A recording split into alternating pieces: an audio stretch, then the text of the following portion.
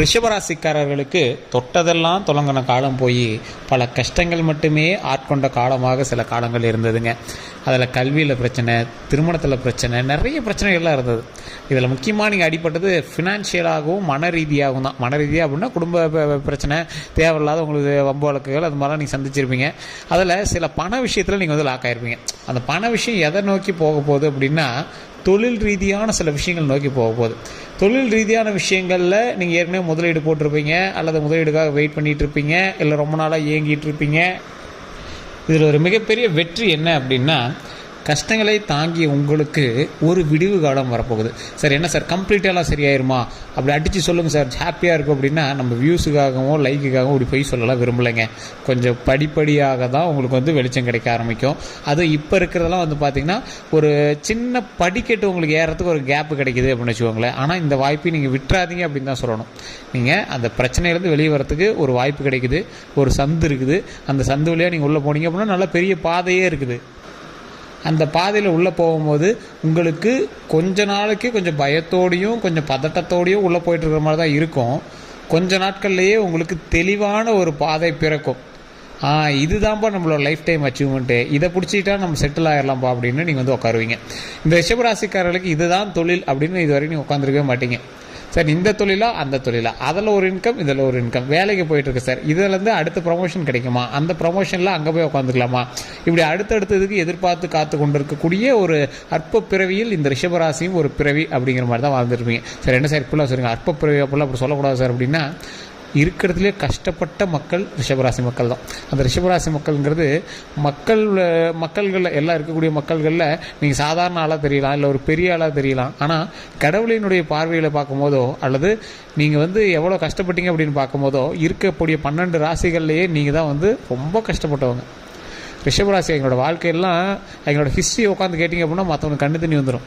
அந்த மாதிரி சில கஷ்டங்கள் அனுபவிச்சுங்க இந்த ரிஷபராசி. ஸோ கொஞ்சம் நிதானமாக, கொஞ்சம் பொறுமையாக, கொஞ்சம் ஹேண்டில் பண்ணிங்க அப்படின்னா வரக்கூடிய காலகட்டங்கள் அற்புதமான காலகட்டங்கள்ங்க. ரிஷபராசிக்காரர்கள் ஏப்ரல் மாதத்தில் நிலவக்கூடிய கிரகங்களினுடைய அடிப்படையில் ஏப்ரல் மாதம் சில விஷயங்களில் கவனமாக இருக்க வேண்டிய மாதம் அப்படின்னு சொல்லலாம். அதில் முக்கியமாக நீங்கள் வந்து பெரிய வெற்றி, லாபம், பண வரவு இதெல்லாம் வந்து திருப்திகரமாக வந்து உங்களுக்கு இருக்கும். ஆனாலும் அதில் சின்ன சின்ன எச்சரிக்கைகள் உங்களுக்கு இருக்கும். அதான் நான் சொன்னல, முதல் படிக்கட்டு தான்.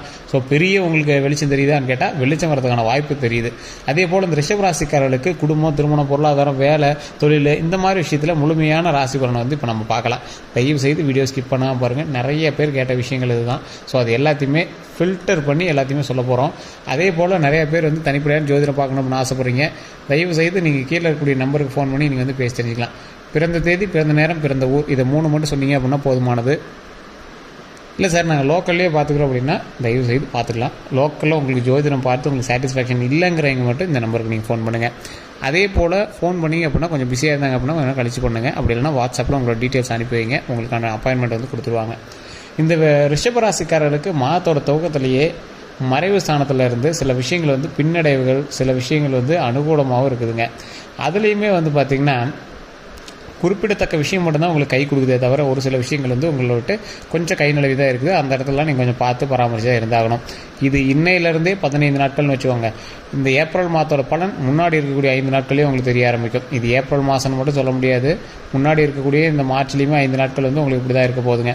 அதே மாதிரி கிட்டத்தட்ட மாதம் முழுவதுமே வந்து பார்த்திங்கன்னா இந்த நிலை கண்டிப்பாக இருக்குது. எந்த செயல்களை செஞ்சீங்க அப்படின்னாலும் சிந்தித்து செயல்படுவது ரொம்பவே நல்லது. இருந்தாலும் மற்ற இடங்கள் அனைத்துமே வந்து பார்த்திங்கன்னா பெரும்பாலும் சாதகமான நிலையில் இருப்பதால் பெரிய கஷ்டங்கள் வந்து உங்களுக்கு வரதுக்கு சான்ஸ் இல்லைங்க. கவலைப்பட தேவையில்லை. கொஞ்சம் பொறுமையாகவும் நிதானமாக பண்ணிங்க அப்படின்னா போதுமானது. அதே போல் பண வரவு, பொருளாதாரம்லாம் வந்து பார்த்திங்கன்னா திருப்திகரமாக இருக்கும். லாபஸ்தானத்தில் 3 கிரகங்கள் வந்து சஞ்சரிச்சிருக்கிறதுனால, புதன் வக்ர நிவர்த்தி பெறுவதால் இந்த அனைத்துமே வந்து பார்த்திங்கன்னா பெரிய அளவுக்கு யோகங்களை கொடுக்குங்க. இது எல்லாமே ஓரளவுக்கு நல்லா பெரிய அளவு யோகங்களை கொடுக்குது. ஒரு சில நாட்கள் வந்து மனக்குறைகள் அல்லது சங்கடங்கள் எல்லாமே ஏற்பட்டுச்சு அப்படின்னா கூட மாதத்தோட கடைசியில் வந்து பார்த்திங்கன்னா அது வந்து ஒரு அனுகூலமான வாரமாக வந்து உங்களுக்கு பலனாக கிடைக்குங்க. கொஞ்சம் நிதானமாக பண்ண வேண்டிய விஷயந்தான். இருந்தாலும் உங்களை கொஞ்சம் மனத்தை குழப்பி அப்படியே உங்களை ஒரு மாதிரி யோசிக்க வச்சு பண்ணக்கூடிய நேரமாக இருக்குதுங்க. கொஞ்சம் பொறுமையாகவே எல்லாம் ஹேண்டில் பண்ணிங்க அப்படின்னா ரொம்ப நல்லது. ரிஷபராசிக்கு இந்த ஏப்ரல் மாதத்துக்கு முன்னாடி 5 நாட்கள்லேருந்து அடுத்த 15 நாட்கள் ஏப்ரல் மாதம்னு கூட வச்சுக்கலாம். இதில் பணமும் பொருளாதாரம் எப்படி இருக்க போகுது அப்படின்னா, ரிஷபராசிக்காரர்களுக்கு ஏப்ரல் மாதத்தில் திடீர் செலவுகள் வந்து ஏற்படுறதுக்கான வாய்ப்புகள் இருக்குது. இதனால் பொருளாதார ரீதியாக சின்ன பின்னடைவு உங்களுக்கு வந்து கண்டிப்பாக உண்டு. அதில் சாத்தியமும் இருக்குதுங்க, ஓரளவுக்கு தான். ரொம்பவும் நீங்கள் வந்து பின்னடைவுலாம் கிடையாது, ஓரளவுக்கு தான். அதில் கொஞ்சம் பார்த்து பொறுமையாக இருங்க. வரவு செலவெல்லாம் பார்த்திங்கன்னா திட்டமிட்டு செலவு செய்வது ரொம்பவே நல்லது. செலவுகளை பெருமளவு குறைக்கிறது ரொம்பவே நல்லது. வருமானம் சீராக இருக்கும். தடைப்பட்ட வருமானம், நீண்ட நாட்களாக கிடைக்க வேண்டிய தொகை எல்லாமே வந்து பார்த்திங்கன்னா ஏப்ரல் மாதத்தில் 2வது வாரத்தில் வந்து கைக்கு கிடைக்குங்க. ஒரு ஃபஸ்ட்டு வாரத்தில் வந்து உங்களுக்கு இழுபறியாக இருக்குது, 2வது வாரம் கை கிடைக்குங்க. அதே மாதிரி வீட்டுக்கான திடீர் செலவுகள்லாம் வந்து உங்களுக்கு இருக்கிறதுக்கு வாய்ப்பு இருக்குது. அதை கொஞ்சம் பார்த்து பண்ணுங்கள். அது சுப செலவுகள் தான், ஒன்றும் பெரிய இதெல்லாம் இருக்காது. அதனால் கொஞ்சம் பார்த்து நிதானமாக பண்ணிங்க அப்படின்னா ரொம்ப நல்லதுங்க. அதே போல் ரிஷபராசிக்கு ஏப்ரல் மாதத்தில் ராசி பலன் அப்படின்னு பார்த்தீங்கன்னா, வேலை அப்புறம் தொழில் வந்து பார்த்திங்கன்னா, ரிஷபராசிக்காரர்களுக்கு ஏப்ரல் மாதம் முழுவதுமே பார்த்திங்கன்னா வேலை தொழில் ரெண்டுமே சம்மந்தப்பட்ட விஷயங்களில் பெரிய சிக்கலோ பாதிப்புகளோ எதுவுமே வந்து ஏற்படாதுங்க. அந்த அளவுக்கு பாதிப்பு ஏற்படுது அப்படின்னாலும் கொஞ்சம் ஓரளவுக்கு நிம்மதியாகவும் பொறுமையாகவும் ஹேண்டில் பண்ணிங்க அப்படின்னா ரொம்பவே நல்லது. தொழிலில் சின்ன சின்ன சிக்கல்கள் உங்களுக்கு வந்து இருக்கிறதுன வாய்ப்பு இருக்குது. அதை பொறுமையாக ஹேண்டில் பண்ணுங்கள்.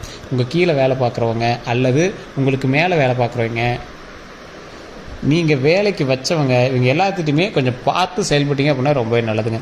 வியாபாரம் செய்கிறவங்களுக்கு பெரிய வளர்ச்சி முன்னேற்றம் கண்டிப்பாக இருக்குதுங்க.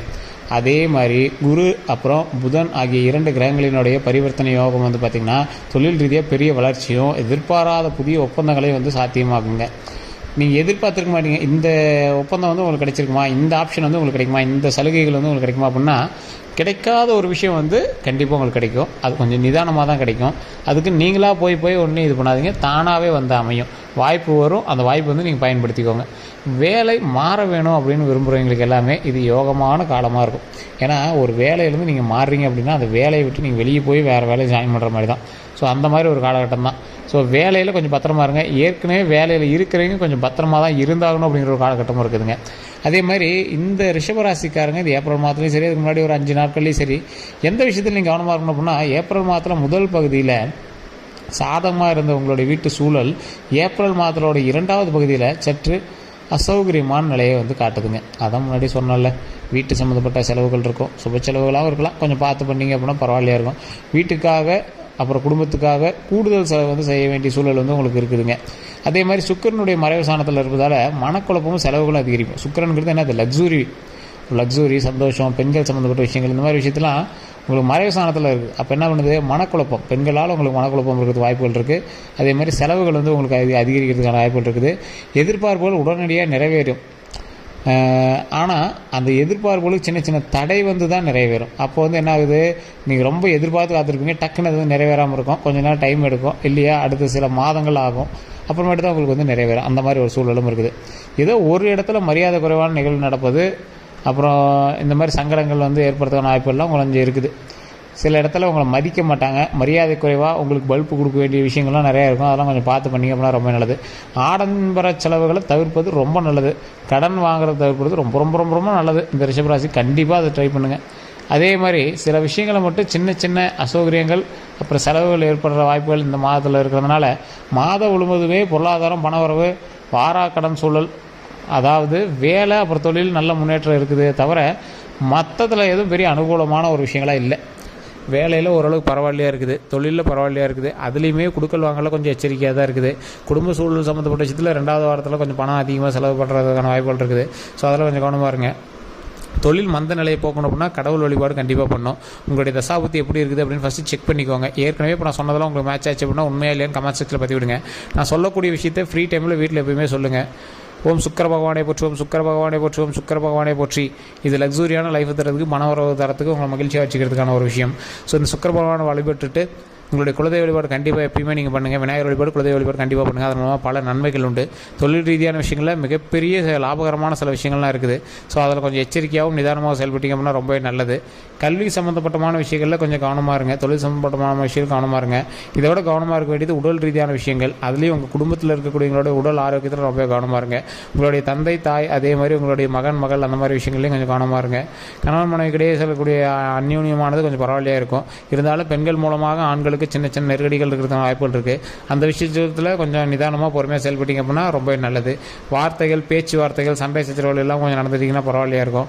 அதே போல் அந்த விஷயத்துலையும் கொஞ்சம் கவனமாக நிதானமான வார்த்தைகளை விட்டீங்க அப்படின்னா ரொம்பவே நல்லதுங்க. வேறு ஏதாவது தகவல்கள் வேணும் அப்படின்னா தயவுசெய்து நீங்கள் கமெண்ட் செக்ஷனில் பதிவிடுங்க. நீங்கள் ஃபோன் பண்ணி பேசி தெரிஞ்சிக்கலாம். நிறைய பேர் ஃபோன் பண்ணால் சார் பிஸின்னு வருதுங்கிறீங்க, கொஞ்சம் வெயிட் பண்ணி தான் பண்ணுற மாதிரி இருக்கும். வாட்ஸ்அப்லேயே நீங்கள் வந்து தொடர்பு கொள்ளலாம். வெளிநாட்டு மக்களாக இருந்தீங்க அப்படின்னா தயவுசெய்து நீங்கள் வாட்ஸ்அப்லேயே நீங்கள் வந்து டீட்டெயில் அனுப்புங்க. உங்களுக்கான அப்பாயின்மெண்ட் கொடுத்தோன்னே உங்களுக்கு